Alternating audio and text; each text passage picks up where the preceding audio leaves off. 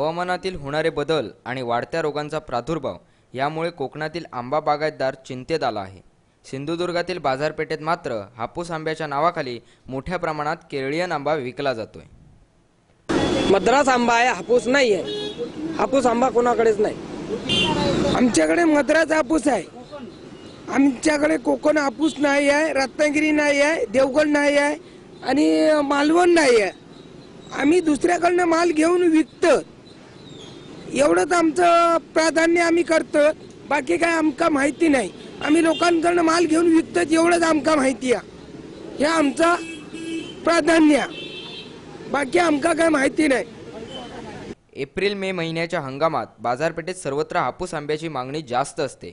मात्र यावर्षी उत्पादनातील घट व बदलत्या हवामानाचा आंबा पिकावर होणारा परिणाम यामुळे स्थानिक आंबा व्यावसायिक त्रस्त असतानाच बाजारपेठेत हापूस आंब्याच्या नावाखाली स्वस्त दरात केरळीयन आंबे विकले जात आहेत।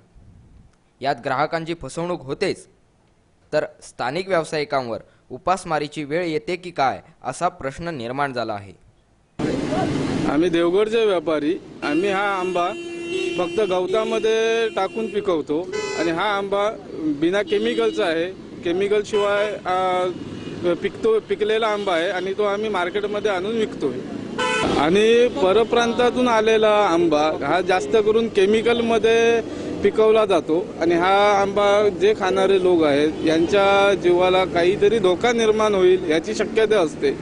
तर बाहेरून आलेला आंबा घेताना सुद्धा अगोदर चौकशी करावी, हा आंबा कसा आहे, म्हणजे केमिकलवरून पिकवलेला आहे या दुसऱ्या आणि काही याच्यात सुद्धा पिकवला जातो तसा आहे काय, काय असाच गवतामध्ये हे करून नॅचरल पिकवलेला आहे का याची चौकशी करा आणि आंबा तुम्ही विकत घ्या।